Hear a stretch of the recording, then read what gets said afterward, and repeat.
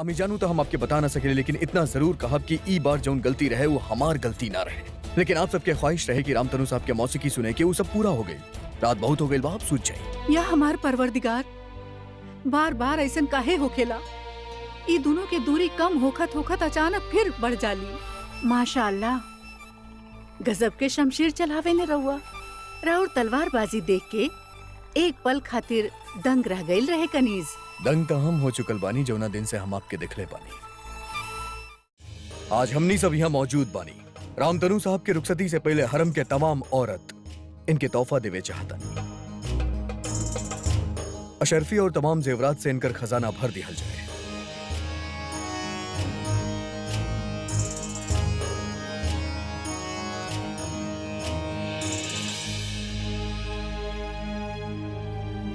हमार मन में रउआ प्रति बहुत आदर बा शहनशाह, परंतु क्षमा करब, आज रउआ हमके नीचा दिखा देनी।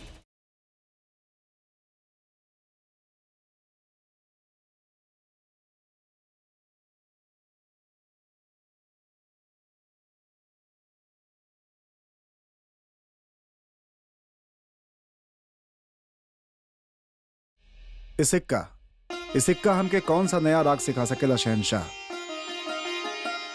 और ये गहना कौन सा नया ताल? लागत बा हर बात के आपन सुर से तोले के कमजोरी बा आपके अंदर तनु साहब। एगो कलाकार के कमजोरी खाली होकर कला होखेला शहनशाह, परंतु हाँ, सभी वस्तु के सोना और चांदी से तौले के कदाचित आदत हो गइल बा रउआ के शहनशाह।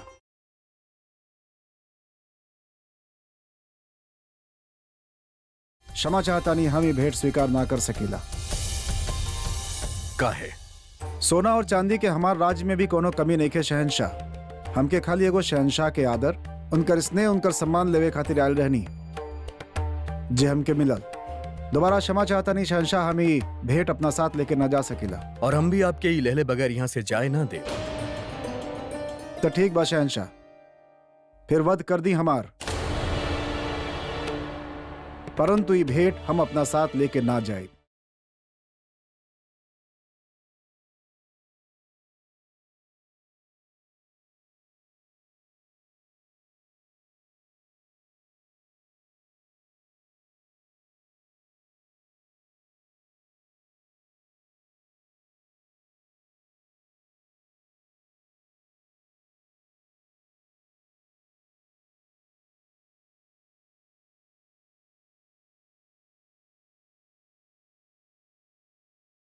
एक भेंट खातिर रवा भी मना न कर सकब आचार्य जी।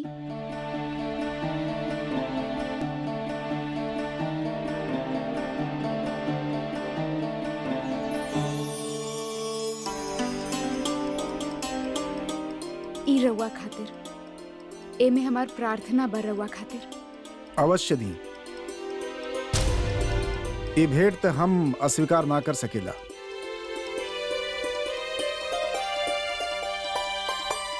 आप एकरा काहे अपना लेनी? ई भी तो सोने के बनल बा। बात ही नहीं के शहनशाह की कैसे बनल बा, बात ही बा कि में छिपल का बा। ई ओम हा। राउर बेगम जोधा एगो संगीतज्ञ के ओकर प्रकृति के अनुसार ही भेंट देनी है। संपूर्ण संगीत ही दे देनी हूं हमके।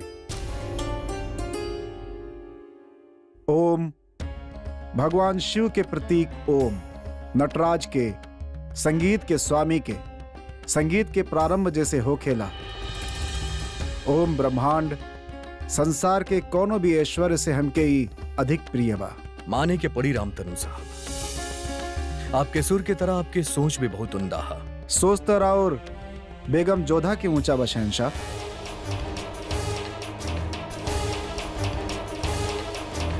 जाए से पहले एक बार हम फिर आपके मौसीकी सुने चाहता नहीं। ना शहनशाह,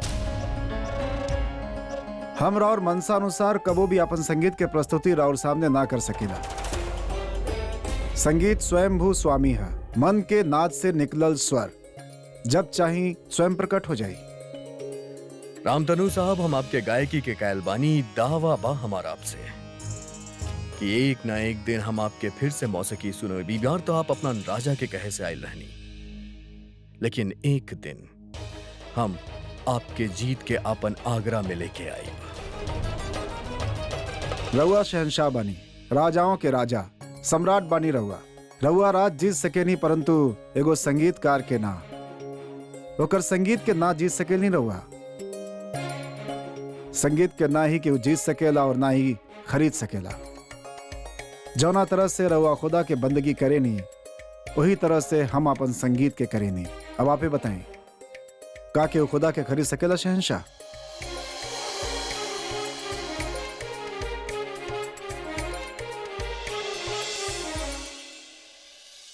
आज्ञा दी। प्रणाम।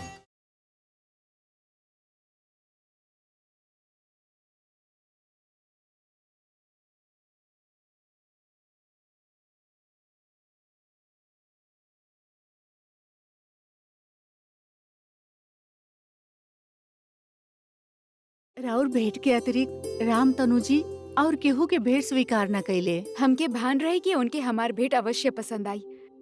कौनो भी संगीत के पुजारी की यदि संगीत से जुड़ल चीज दिहल जाए तो वो अवश्य प्रसन्न होगी, परंतु शहंशाह केहू के हृदय के बात का समझी। उनकर दृष्टि में हर चीज के मोल खाली धन, स्वर्ण या सिक्का बा। रउआ लोग जाई, हम जोधा के बाल धो देब।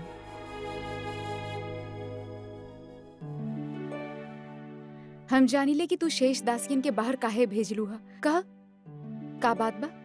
जोधा, अगर शहंशाह धन और सिक्का के भाषा समझते त राउर जन्मदिन पे रउआ के कान्हा के बांसुरी और मयूर पंख भेंट में न देते। ये सोचल अनुचित होगी कि वो हृदय के भाषा न समझेले। यदि हृदय बा भी तो खाली ओमे कुटिलता ही भरल बा। जैसे वो बेनजीर के ना केवल अपना पास बैठेले बल्कि हमार वस्त्र भी दे देले होगे पहने खातिर। यदि रउआ से पूछते त का रउआ अपन वस्त्र बेनजीर के देती? ना। मोती, तू हमार सखी बाड़ू की शहंशाह के दासी। जब देखा उनकर पक्ष लेते रहलू, जाने लू ना हो हमरे साथ कैसन व्यवहार कर रहल बाड़े, तब तू उनकर सराहना कर रहल बाड़ू। अच्छा रउआ ये बताई कि रउआ शहंशाह से क्रोधित बानी की बेनजीर से?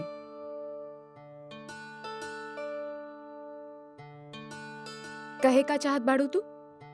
बुरा था ना मानव। यदि बुरा माने वाला बात होगी तब मानव, और फिर तोहसे कबो बात भी ना करब। कहा रउआ के अधिक रोष केकरा पे हा? राउर वस्त्र बेनजीर के पास होके के या बेनजीर के शहंशाह के साथ होके के? राउर अपन हक केकरा पे ज्यादा जतावे लागल बानी, वस्त्र पर या शहंशाह पर? मोती, तो के ना लग रहल कि तू आवश्यकता से अधिक बोल रहल बाड़ू? हम खाली सत्य बोल रहल बानी। हम सिर्फ राउर दासी ही ना, सखी भी बानी। हम रउआ के समझे नहीं और राउर मन के भी। केहू के विषय में बार बार सोचल, चाहे वो कारण प्रेम होके या फिर क्रोध, एकर एके अर्थ होखेला कि हम वो चीज पे अपन अधिकार समझे लागल बानी और ओकरा से संबंध अनुभव करे लागल बानी। मोती, तू जा ही जैसे, हमके अकेला छोड़ दे। एह आँख में जब से बसल बड़ा सारा रूप न न न न न न न न न न। गुस्ताखी माफ हो के हुजूर। का चल रहल बा रेशमी? का कर रहल बाड़ू? रामतनु साहब के असर हो गइल बा का तोहरा पे? जी दरअसल वजीर आलिया, रामतनु साहब से ज्यादा बेनजीर के असर बा। हमार मतलब खासकर हम पे ही ना, सब लोग दीवाना हो गए बाड़न, यहाँ तक कि शहंशाह भी। बेनजीर के असर त बेगम जोधा पे भी हो गइल बा रेशम। बेगम जोधा?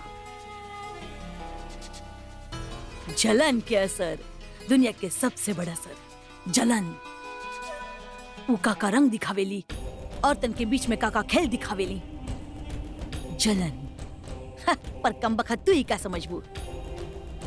लेकिन तू बस अब देखत जइबू रेशम। अब जलाल बेगम जोधा और बेनजीर के बीच में जे कुछ भी होखी उ यकीनन देखे के काबिल होखी। ए बार हमार दावा गलत न जाई, और रे बार बेगम जोधा भी दांव खेली तो दिमाग से ना दिल से, और दिल से खेलल गई कोनो भी दांव जीतल ना जा सकेला। सुन ले बानी वजीर आलिया, आज शाम शहंशाह बेनजीर से मिले वाला बढ़न, और बेनजीर भी बहुत तैयारी कर रहल बाड़ी। सच? का खबर सुनैले बाड़ू तू? वाह, दिल खुश कर देलू। एगो बात बताव, इतना अच्छा खबर तू लावेलू कहाँ से? हुजूर, रउआ से ही सीख ले बानी। जौना तरह से रउआ सियासत के खबर रखे नी, वही तरह से नाचीज हरम के हर एक बात पर खबर रखेली। हाँ। वाह रेशम, चले ये बात पे हमरा तरफ से पान खा और ऐसन अच्छा अच्छा खबर सुनावत रही है। बस एक बार बेनजीर जलाल के अपन हुस्न की जाल में फांस लेवे, ओकरा बाद बेगम जोधा के हाशरा देखी है तू। हमार बेटा के मुखालफत कैले रहली बेगम जोधा, अब उनके हमार रास्ता में आवे के अंजाम पता चल जाई। सबके सामने हमार लाडला बेटा अदहम खान के जलील कैले रहे बेगम जोधा, अब हम जलील करब बेगम जोधा के बेनजीर के जरिया से। बेगम एक खास के अहदा देले रहल ना जलाल बेगम जोधा के, हम बेगम आम बनाइब बेगम जोधा के। हम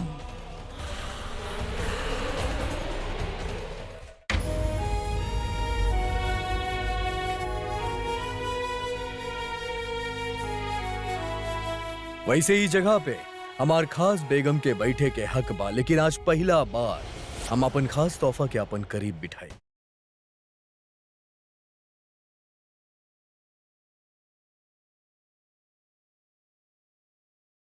इला शमशेर, इकरा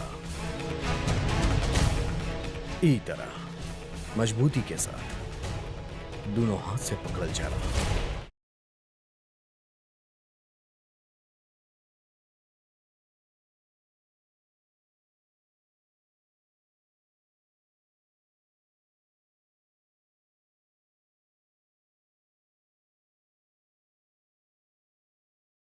आदाब बेगम साहिबा। राउर शौक में खलल डाले खातिर हम माफी चाहतानी। का कहे के बा? गुस्ताखी खातिर कनीज माफी चाहतिया। कनीज के ना इतना हैसियत बा, ना इतना हिम्मत कि बेगम साहिबा के लिबास पहने, मगर शहंशाह के हुक्म से हमें पहने के पड़ल। हम लिबास वापस लौटावे आइल बानी। रउआ एके रख सकेनी। हाँ, यदि रउआ की केहू के उतरन पहने में आपत्ति नहीं है। हम खुशी से रख लेब। हम के राउर कौनो भी उतरन के अपनावे में कौनो भी एतराज नहीं के। देखी ना, इहो त राउर ही उतरन बा, मगर लागता कि कहीं ई बात रउआ के तकलीफ ना दे देवे। हमार कहे कि ई मतलब बा कि शहंशाह रउआ के तोहफा देले और मुगल सल्तनत के शहंशाह बड़ा खुश के कौनो भी दासी के कुछ भी दे सकेले। ऊ त बा, मगर बांदी के अगर बेगम के जगह बिठा लिहल जाए तो शायद ई बात से बेगम साहिबा के बुरा त लग सकेला। शायद ई बात से रउआ दोनों के बीचे कुछ हमनी के बीच जे भाई उ पति पत्नी के मध्य के बात है। ओमे हम केहू के आवे के अनुमति ना देब। ई का कह रहल बानी रउआ बेगम साहिबा? रउआ के लागता हम रउआ दोनों के बीच में आ गइल बानी? ना बेगम साहिबा, मगर हमरा के लागता कि शहंशाह हमके अपने पास ला रहल बड़े। देखी ना, आज रात खातिर हुकुम फरमाइले बाड़े।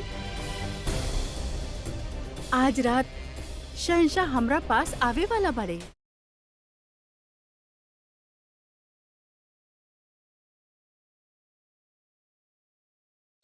ई कबूतर देख रहल बानी रहो। कबो कबो शहंशाह के मन आ जावेला तो एमे से कौनो की चुन के दाना डाल देवेले। अब यदि ऐसे स्थिति में कबूतर अपना आप के विशिष्ट समझे तो ये इनकर मूर्खता होगी। चलो मोती। जाकिरा, हमके लागता हम जोधा बेगम के दुखत रख के महसूस कर लेनी हा। पर हमके लागेला कि रउआ गलत जगह अपन वक्त जाया कर रहल बानी। राउर मकसद? हमार मकसद हम बेहतर जानी ले और ओके पावे के तरीका भी। पंछी के दाना डाल के ललचावल जाला और जब वो पास आ जावे तो ओके पकड़ लेहल जाला। अब तक वक्त ही बताई जोधा बेगम के कि दाना शहंशाह हमके डाले बड़े कि हम उनके। तो पहुंच बादशाह तक हो गई बात। जोधा बेगम के तरफ ध्यान काहे बार हुआ के? कहे कि शहंशाह ई बेगम से कुछ ज्यादा ही नाराज बड़े और हम ही नाराजगी के फायदा उठाए।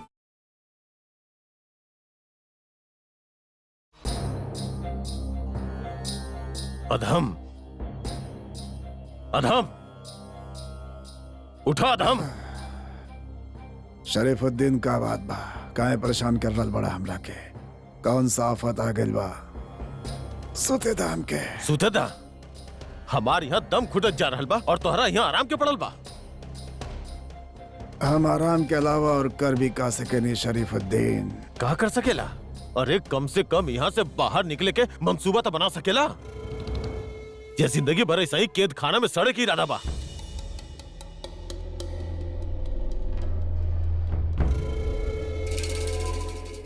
शरीफुद्दीन, तोके का लगा था कि हम बेवकूफ बानी।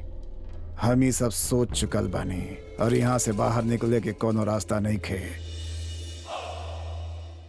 हमने कुछ ना कर सके नहीं। तू नहीं खा कर सकत, मगर तोहार अम्मी जान तक कर सकत आड़ीन। वजीर आलिया बाड़ी हूँ, इतना ताकत बा उनकरा में। अधम, हमरा तो लगा था कि तोहार अम्मी जान के तोहरा से ज्यादा अपन ओहदा के पड़ल बा। शरीफुद्दीन, हमारा अम्मी जान के खिलाफ एक लफ्ज भी कहला ना तो हम तुहार जुबान खींच ले। सच कड़वा हो खिला अधम, जे तोहर समझ में नहीं खियावत। हम ना समझ नहीं की। अरे इतना जानीला कि तू बुझदिल बाड़ा। यहाँ से डरा के भागल रहला, भगोड़ा बाड़ा तू। मानतानी हम भगोड़ा बनी अधम, मगर हमनी दोनों आपस में काहे लड़ रहल बानी? शुरुआत तू कैले रहला, रहल हमार बात अम्मी जान के। वो वजीर आलिया बाड़ी, रास्ता जरूर निकली हन।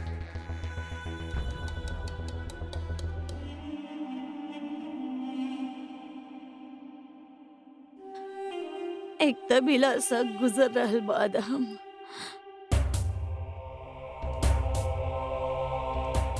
कि हमरा और दीदार न कैले बानी। ई रउआ माँ के बदकिस्मती कह सकेले कि वही के कहला प्याज होकर बेटा कैद खाना में कोड़ा खा रहल बा। हमके माफ करिए अदम। रउआ ये सोच रहल होगी ना कि राउर अम्मी के रउआ की याद ना आवेले, ऐसा नहीं के। हम रउआ के बहुत याद कर रहल बानी, रोज याद करेनी।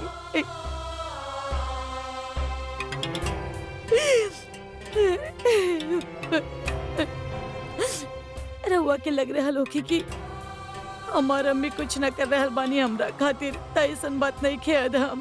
हम पे यकीन करा, हम बस एगो मौका के तलाश में बानी। वो मौका मिला थी हम रउआ के कैद खाने से बाहर निकालब। बहुत याद आवेले रउआ के अदम। रउआ के बाहर निकाल के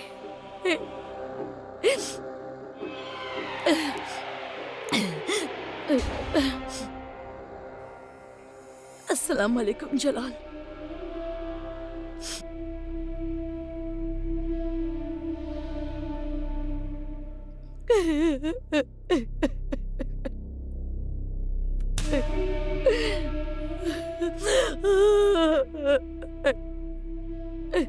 आप अदम खान की वजह से रोवा तानी ना? माफ करिए जलाल, चाहे जितना भी कोशिश कर ली लेकिन ममता से मगलूमी आग अश्क पर हो ही जावेली। माँ बानी ना हम, जौन बेटा के मालदा के सुबेदार बना देख ले बानी। फक्र महसूस करत रहनी जकरा बारे में हम वो कैद खाना में बा, तो दुख तो होगी ना जलाल। या अल्लाह। लेकिन जलाल लेकर मतलब ये नहीं कि हम अदम खान पे तरस खा रहल बानी। एगो माँ बन के हम आंसू बहा रहल बानी, त मुगल सल्तनत के वजीर आलिया बन के हम ओकरा के सजा देले बानी, कोड़ा लगबैले बानी। और अगर जरूरत पड़ी तो हम ओके सख्त सजा भी दे, अब हमारी यकीन करी। पर का करी जलाल, जब भी यहाँ आवे नी अदम खान के माँ मुगल सल्तनत के वज़ीर आलिया पे हावी हो जाली। लागत जलाल पे हमारा आंसू के असर हो रहल बा। अल्हम्दुलिल्लाह, क्यों हमरा नसीब में रहुआ जैसने को और बेटा दे देहलस, बस यही बात के तसल्ली बा हमरा के। बड़म्मी हम समझ सकेली कि आप कैसन महसूस करतानी। ए खातिर हम अभी ही वक्त से हुक्म जारी करतानी कि आप जब चाहें आदम खान से मिल सकेली। बहुत बहुत शुक्रिया जलाल, बहुत शुक्रिया।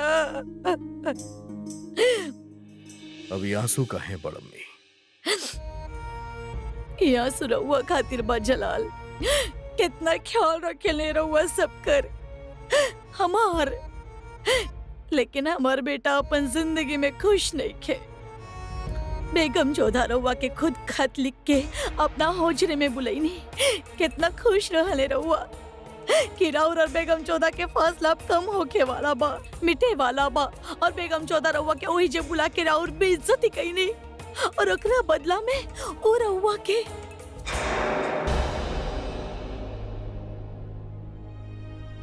बड़म्मी हम ई बारे में कोनो बात ना करे चाहता नहीं, और रहल बात हमार बेइज्जती के, तो हम वो बात के बदला सूद समेत वापस लेंगे।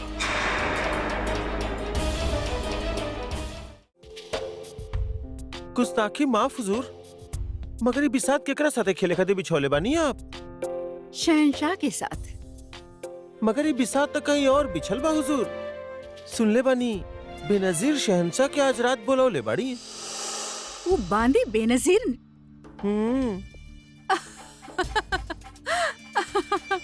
आदाब रुकैया बेगम। आदाब। बैठी। फरमाई हमके कैसे याद कईनी? रउआ खातिर नाचीज तोहफा लाइल बिया। अच्छा बताई का लाइल बानी? कुछ शेरो शायरी इकट्ठा कई के किताब के शक्ल देले बानी। कुछ सुनाई फिर?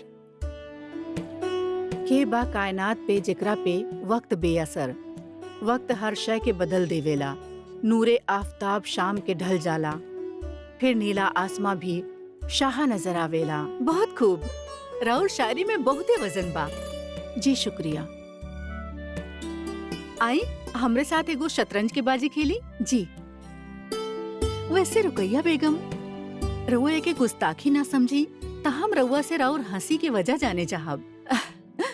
वजह बहुत बड़बा सलीमा बेगम हमके होशियार बतैलस कि वो काबुल से आइल बांदी शहनशाह के बुलैले बिया अपना साथ रात बितावे खातिर।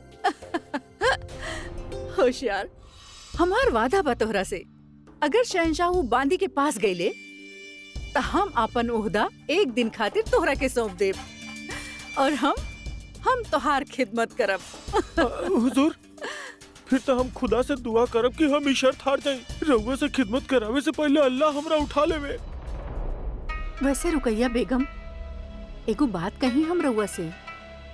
जश्न वाला रात शहनशाह जी जोधा बेगम के जगह बेनजीर के अपना पास बिठैले, कहीं ऐसा तना कि फिर से शहनशाह और जोधा बेगम के बीच में जितना राउर शायरी में वजन बा उतने राउर ई बात में भी वजन बा। मगर जे भी भइल, हम दावा के साथ कह रहल बानी कि शहनशाह वो बांदी के पास न जाई हैं, काहे कि बांदी लोग शहनशाह के हुक्म पे आवे नी, शहनशाह बांदी लोगन के हुक्म पे ना।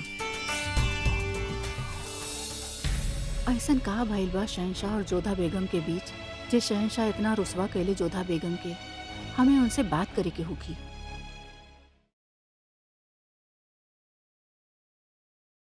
बेगम साहिबा, रउआ याद फरमेली हमके? जी हाँ, लेकिन बैठे के ना कहनी। हम बैठल ना बानी, हम खड़ा बानी। झूठ मत बोला, हम जाने ले रहुआ बैठल बानी। ना बेगम साहिबा, हम खड़ा बानी। या अल्लाह, रहुआ इतने से बानी? जी बेगम साहिबा। ठीक बा, रहुआ खड़ा रही, हम बैठ जाता नहीं।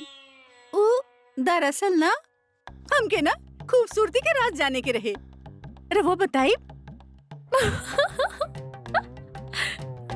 शुक्रिया। रउआ ऐसे हमार मजाक काहे उड़ा रहल बानी? ना बेवकूफ, बेनजीर के खूबसूरती के। रवा हमके एक राज बताई है। ओ, दरअसल तरह तरह के इत्र, तेल मालिश वगैरह करत रहेली बस। ठीक बा, तो हमके ना वो सारा तेल इत्र सबका नाम चाहिए। ठीक बा, चला जाइए अब यहाँ से। हुकुम वजीर आलिया। और काका शौक रखे नहीं रउआ की बेनजीर। अच्छा नाचेली और शिकार करल भी बहुत पसंद बा उनके। ओकरा बारे में तो हम भी जाने ली कि शिकार बहुत अच्छा करेनी वो, बस खंजर के जगह अपन निगाह के इस्तेमाल करेनी। जाब जी। अम्मी जान, कितना मजा आई ना। रवा के पता बा, हमके ना बेनजीर के खूबसूरती के सारा राज पता चल जाई। अब बहुत जल्दी महल में हम सबसे खूबसूरत बेगम होखब। लोग रवा के वाह वाह करिए कि राउर बहू कितना खूबसूरत बिया। बाना अम्मी जान। हाँ जाविदा बेटा, बहुत ही जल्दी उदीन आई, लेकिन ओकरा खातिर रउआ के एगो और खास काम करे के होखी। करबू? रउआ के आफताब से इल्तजा करे के होगी कि वो मगरिब में तुलू हो जाए और मशरीफ में गुरूब हो जाए। समझ लू? सोची बारे में सोची। तो अम्मी जान चाहता नहीं कि हम सूरज से कहीं कि वो पश्चिम से उगे और पूरब में डूबे, पर सूरज हमार बात काहे सुनी। अम्मी जान भी ना लागता उनकर उम्र उन पे हावी हो रहल बा। तो आज हम सीखनी कि हमार अम्मी जान बुढ़ापा के और करीब आ रहल बनी। या अल्लाह।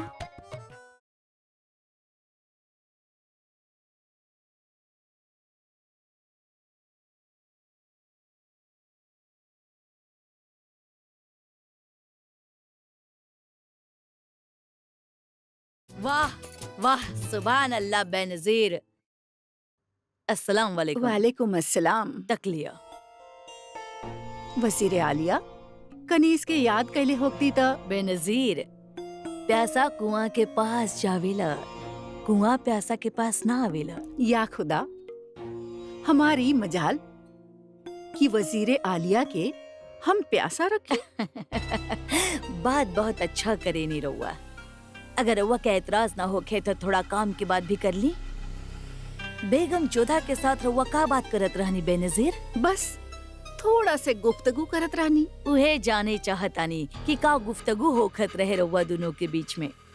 इतना दिलचस्पी काहे बा रउआ के? सुन ले रहनी कि रउआ बहुत शातिर बानी बेनजीर, लेकिन एगो बात कही, हमार सवाल के जवाब सवाल ना होखे तो बेहतर होगी। माफी चाहतानी। दरअसल हमके महसूस हो रहल बा कि जोधा बेगम के हमार मुगल सल्तनत में होखब अच्छा न लागेला। शहंशाह उनके जगह हमके बिठाइले, शायद उनके उहो भी अच्छा न लागल। यही खातिर हम उनकर मन टटोलत रहनी। जैसन हम सोच ले रहनी वैसने निकलनी रहुआ। बहुत समझदार बानी रहुआ, और जे समझदार हो खेले वो हमार नजर में बहुत जल्दी उठ जावेले। और जे राउर नजर में ऊपर उठ गइल, ओकर ओधा ऊंचा हो जाला, है ना? बेशक। फिर तलागता जोधा बेगम आपन ओहदा बहुत जल्दी खोवे वाला बानी। काहे कि हम महसूस कैनी हा कि वो राउर आँख में भी उठनी ना बल्कि खटकेनी। बेनजीर, बहुत तेज दिमाग बिया राउर पास, ये बात हमके पसंद आई। लेकिन राउर दिमाग से ज्यादा राउर जुबान ज्यादा तेज चलेले, माफ करी है, ये बात हमके पसंद ना आई। जे लोग आगे बढ़े चाहले जिंदगी में, वो दिमाग चलावेले और जुबान के काबू में रखेले। अगर बहुत जल्दी ऊ मकाम हासिल करे चाहत बाड़ू जकरा बारे में शायद रउआ सोच ले भी ना होखी है, त जैसन हम कह रहल बानी वैसने करी। एक बात याद रखी है, शहंशाह हमके बड़ी अम्मी जान कहले, एही से हमार नजर में हमेशा उछल रही बेनजीर, खटकी हमर। जलाल के अगर जल्दी करीब पहुँचे के चाहतानी तो जैसन हम कहत बानी वैसने करी। खुदा हाफिज।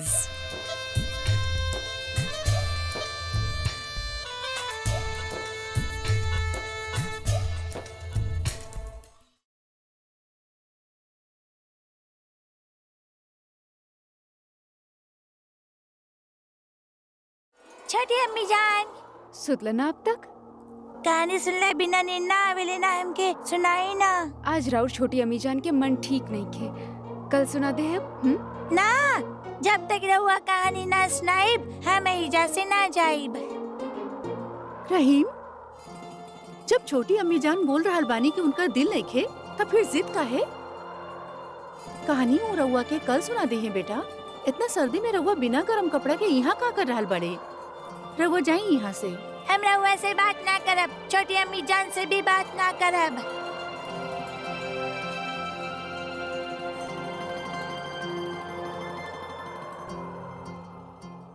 का बात है जोधा बेगम? आज रउआ बहुत उदास लग रहल बानी। बस आज मन बहुत उदास बा। समझ ना आ रहा कि शहंशाह कैसन व्यक्ति बाड़े। कबो इतना मान दे देवेले कि सहल ना जाला, और कबो इतना अपमान कर देवेले कि रहल ना जाला। माना हमार कोनो अस्तित्व ही नहीं खे। का भइल रउआ दोनों में? का शहंशाह कोनो बात से खफा बाड़े? सलीमा बेगा उ हम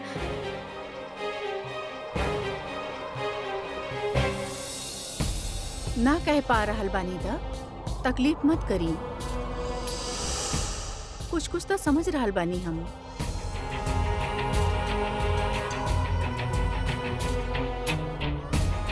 शहंशाह के इकबाल बुलंद होके। हुजूर, बेनजीर मोहतरमा रउआ के इंतजार कर रहल बानी। सलीमा बेगम, हम जानी ले कि यहाँ पे रउआ हमार दुख बाटे आयल बानी, परंतु सच कही था अभी हमार बात करे के बिल्कुल भी मन नहीं खे। यदि रउआ बुरा ना मानी तो हमके कुछ देर खातिर अकेला छोड़ दी। जैसन राउर मर्जी। खुदा हाफिज। जोधा बेगम की नाराजगी कुछ और ही कह रहल बा। मामला सीधा नहीं के, जरूर कोनो बड़ बात भइल बा।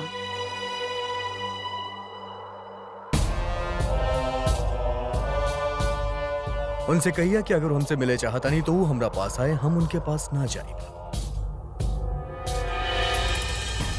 उनसे कहिया कि अगर वो हमसे मिले चाहता नहीं तो हमसे अंगूरी बाग में आके मिले। जे हुक्म शहंशाह।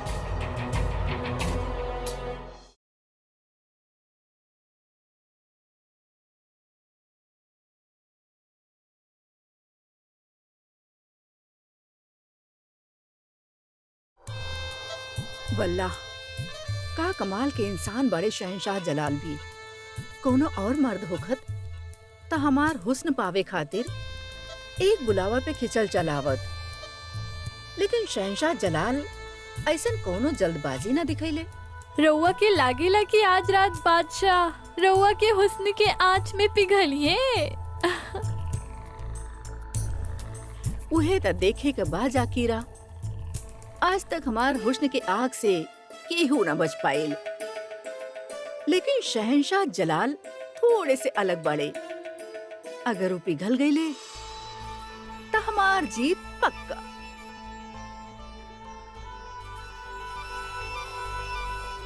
चली ना जाकीरा, आज तू हमके छोड़े ना आईब, हम खुदे चल जाइब।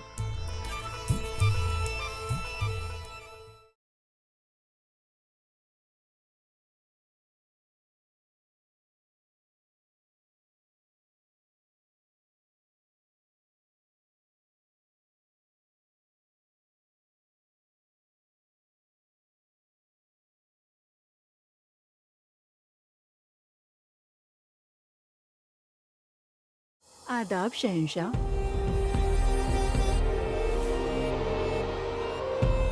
हवा बहुत मेहरबान बा आज। ई बहत हवा में आपके उड़द जुल्फ बहुत खूबसूरत लागता। बहुत खूब। हमार कंधा पे रख के निशाना कहीं और लगा रहल बाड़े शहंशाह। जोधा बेगम की वजह से एक बार फिर शहंशाह के नजर हमसे भटकल बा। वैसे हम आपके इंतजार करत रहनी। शहंशाह इंतजार करत रहले, एकरा खातिर कनीज माफी चाह दिया। कौनो बात ना, इंतजार के बाद मुलाकात के मजा ही कुछ और होखेला।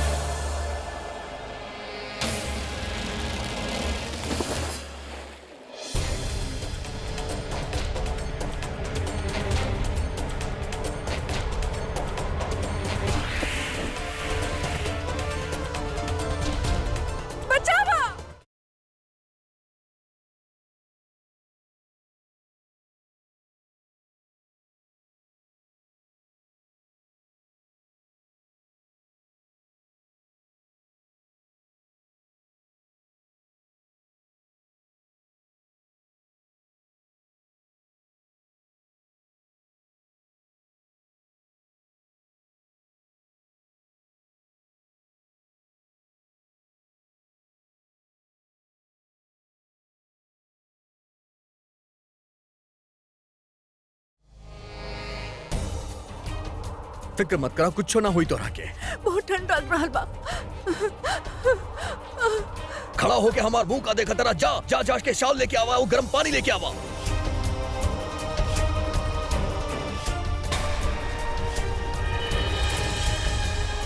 आप इतना खड़ा का है बानी? हमार मदद करिए, इनका दूसरा हाथ के मली आई। जल्दी लावा रखा यहाँ पे।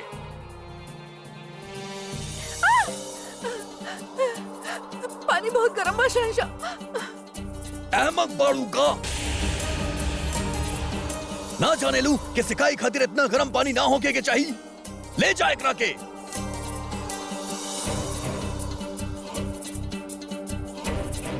तरा मत, कुछ ना हुई तो के, कुछ ना हुई।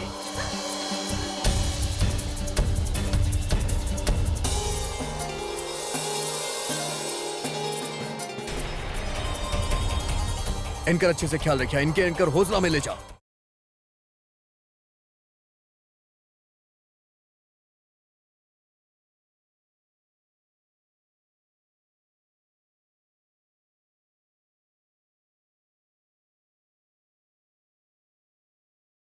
ये का करता नहीं आप? बता रहल बानी रउआ के ई पानी इतना भी गर्म नहीं खे कि हाथ जल जाए।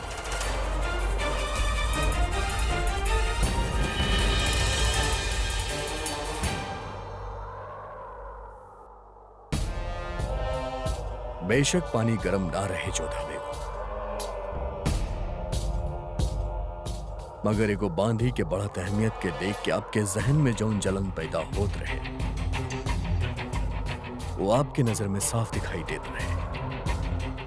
अब हम आपके जलन के और बढ़ाई, ये दुखद रख और दुखाई, तब आपके एहसास हुई कि आप हमार कितना बेइज्जती कैले बानी।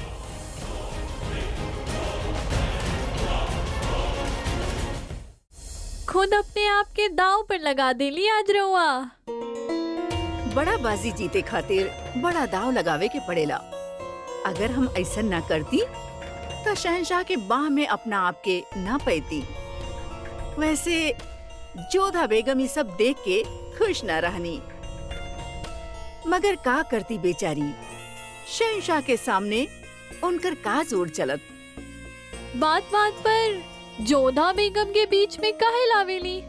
और मकसद नहीं खे, लेकिन वो हमार मकसद के बीच बार बार आवे नहीं। हमरा सामने रह के भी शहंशाह जोधा बेगम के देखें और ये हमके बर्दाश्त न भइल। यही खातिर हम अपन अलग तरीका अपनैनी, हम पानी में कूद गईनी। शहंशाह के ध्यान अपना तरफ खींचे खातिर। शहंशाह के ध्यान अपना और खींचे खातिर वो ऐसन कैलस। बहुत ही धूर्त भी आई बेनजीर। हमके पूरा विश्वास बाकी ओके तैरे भी आवत होगी, पर जानबूझ के वो डूबे के नाटक कैलस। और नाटक कामयाब रहल। हमके बचावे खातिर बादशाह के आवे के ही पड़ल। मगर फायदा का भइल? जे रउआ चाहत रहनी उ तो भइल ही ना। जल्दबाजी में बात बिगड़ जावेले जकीरा। एक ही बार में बादशाह के पूरा तरह से पावे खातिर कामयाबी न मिलेले। सब्र करा, हम मंजिल की ओर बढ़ रहल बानी। बस एगो और रात के इंतजार बा। हमकी बात से कोनो समस्या नहीं है कि शहंशाह अपन कितना रात के एकरा साथ व्यतीत करेले। समस्या ये बात से है कि तीसरा बार भइल है जब वो बेनजीर के कारण हमरे और शहंशाह के मध्य दूरी बढ़ला। पहला बार राम तनु पांडे जी के सभा में ओकरा कारण अपमानित होके के पड़ल। दूसरा बार हमार वस्त्र और हमार बाजूबंद शहंशाह ओकरा दे देले। और आज ही समझ ना रहल कि बार बार वो हमनी के मध्य में काहे आ रहल बिया। बार बार हमार मकसद के रुकावट बन रहल बानी जोधा बेगम। जब भी हम बादशाह के करीब जाए चाहे नी, बीच में आ जाली। मगर अगला बार हम कोशिश करब, जब बादशाह से हमार मुलाकात होगी तो उनकर परछाई तक न पड़े।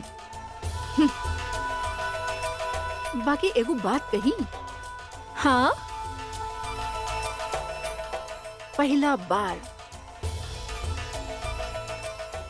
बार कोनो औरत से हमके जलन भइल ह।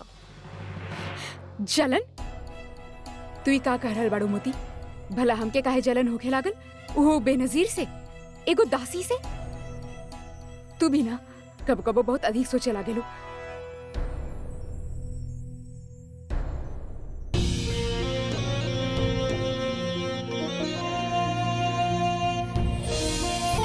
ये का करता नहीं आप?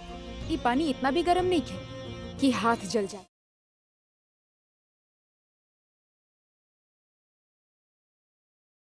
वैसे ही जगह पे हमार खास बेगम के बैठे के हक बा, लेकिन आज पहला बार हम अपन खास तोहफा के अपना करीब बिठाए।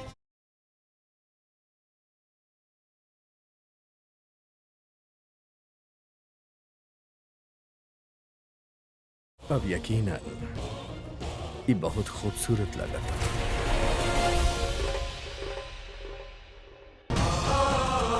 हमके ये सब सोच के बुरा काहे लग रहा बा? हम काहे व्याकुल हो रहल बानी ये सब सोच के? उस शहंशाह बाड़ी, चाहे जे के अपना पास रखे।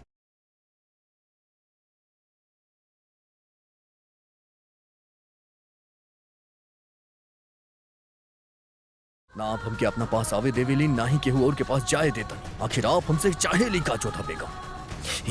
ही जलन का है। जब आप हमके ठुकरा चुकल बानी तो ही जलन का है। शहंशाह!